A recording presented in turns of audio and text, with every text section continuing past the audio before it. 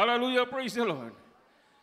Ako po ay nagpapasalamat sa ating pinakamamahal na Panginoon Jesus. Hallelujah, binigyan po ako ng pagkakataon, hallelujah, upang maipahayag ang kabutihan ng ating pinakamamahal na Panginoon sa lugar na ito, mga minamahal. Hallelujah, praise the Lord.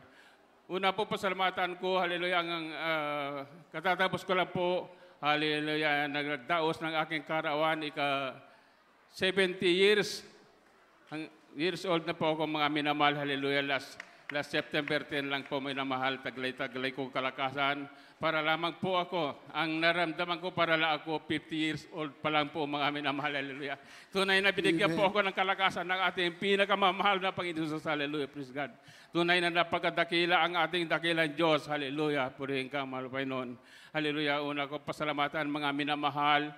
Hallelujah, ito po ay kailan lang po, mga minamahal, mga almost 2 months pa lang po, mga minamahal, na ako po ay nagmamaneho sa kahabaan po ng Quiapo hanggang po sa pier, mga minamahal. Ako po ay namamasada ng jeep, mga minamahal.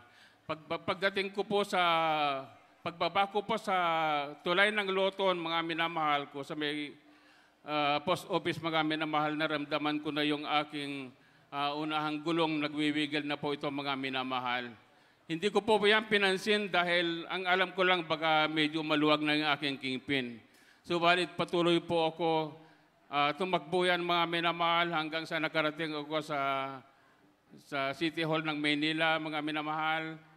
Nagbaba ako ng pasero doon. Ganun din po, mga minamahal, wala po ako naramdaman na, hallelujah, na nagpagbabago sa aking manabela, mga minamahal. Pagdating, tuloy-tuloy po ako, mga minamahal. Pagdating ko po sa Luneta, mga minamahal, pagkanang ko po sa May Manila Hotel, mga minamahal, nagwigil na naman po yung unahan ng aking gulong. Hallelujah, praise the Lord. Tunay na napakadakila ang ating mahal na Panginoon. Hallelujah, praise the Lord. Tuloy-tuloy pa rin ang takbo ko po, mga minamahal, yan, hanggang sa nakarating po ako sa Public Works and Highways, mga minamahal. Meron pong bumubisina sa akin na isang kotse po, mga minamahal. Hindi ko rin po pinansin po, mga minamahal, dahil alam ko wala naman po akong nagawang pagkakamali.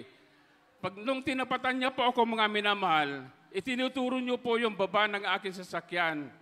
Tinuturo niya po ng ganun. Hindi ko rin po pinansin sapagkat hindi ko rin po alam kung ano ba yung tinuturo niya. Di tuloy-tuloy pa rin po ako, mga minamahal, hanggang sa nakarating po ako ng Andar Circle doon po sa Intramuros, mga minamahal. Pagliko ko po sa Andar Circle, mga minamahal, nakabalik po ako. Bumaba ako, mga minamahal, tinignan ko yung tinuturo ng mama na yun na nakakotse, mga minamahal. So wala akong napansin, mga minamahal, tuloy-tuloy pa rin po ako, mga minamahal, tumakbo. Nagsakay pa ako ng pasahero ko, mga minamahal. Matulin po ang takbo ko, mga minamahal. Siguro nasa 30-40 po ako takbo ko. Pagdating ko po sa Manila Hotel, meron pong traffic na po doon, mga minamahal. Meron pong isang tricycle driver na matagal na palang pinagmamasdan yung aking sasakyan. Hallelujah, praise the Lord. Nung natigil na po kami sa may Manila Hotel, bumaba po yung tricycle driver. Yun po, sabi niya, "Kuya, hindi mo ba alam yung giya ng sasakyan mo ay matagal nang nahulog?" Sabi niya ganun sa akin. Ang ginawa ko po, mga minamahal, hindi ako nakapaniwala. Ang ginawa ko, itinabi ko yung aking sasakyan. Pero sumusunod naman po yung gulong. Alam niyo po, mga minamahal, nung naitabi ko yung sasakyan, totoo po, natanggal na po yung giya ng aking sasakyan. Hallelujah, napakabuti ang ating pinakamamahal. Yung time na po yun, mga minamahal, talagang napakagrabe ang traffic. Hallelujah, talagang iningatan po ako ng ating pinakamamahal. Kung hindi po, kung wala ako sa mahal na Panginoon, marami akong disgrasyang tao o kaya nakasagasa ako ng mga sasakyan, mga minamahal. Kaya nagpupuri ako, nagpapasalamat sa ating pinakamamahal na Panginoon. Talagang tunay na siya po ang nag-iingat sa bawat isa sa atin, mga minamahal. Hallelujah, pangalawa, napakadakila ang ating mahal na Panginoon. Hallelujah.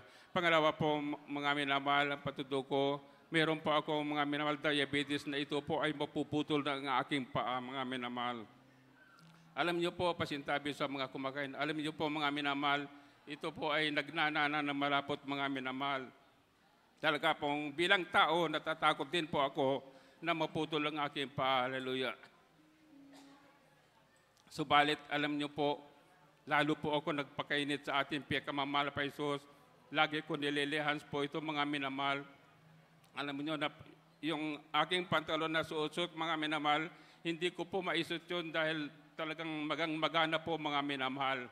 Alam niyo po tuwing may gawain, talagang nililihans ko po ito mga mahal. Maging aking nasa bahay po ako, pagkatapos ko magpuri sa bahay, nililihans ko po mga minamahal.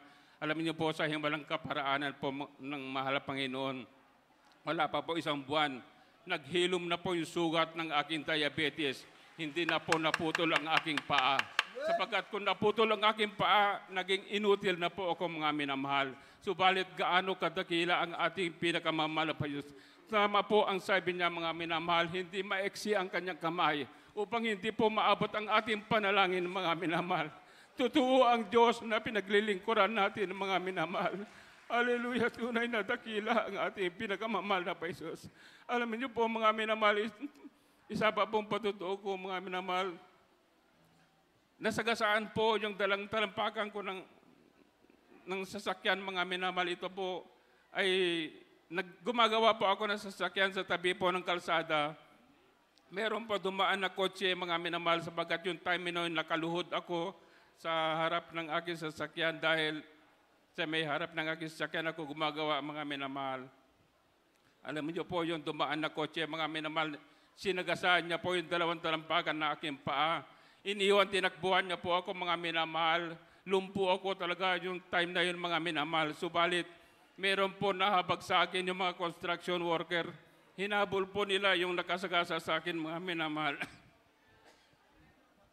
Alam niyo po, nung nahabol nila yung nakasagasa sa akin mga minamahal, dinala nila sa akin. Talagang lumpo na po ako. Sinakay nila ako sa kanyang sasakyan. Tinakbo niya po ako sa orthopedic hospital. Pagdating po namin sa orthopedic hospital, talaga inasikaso ako kaagad.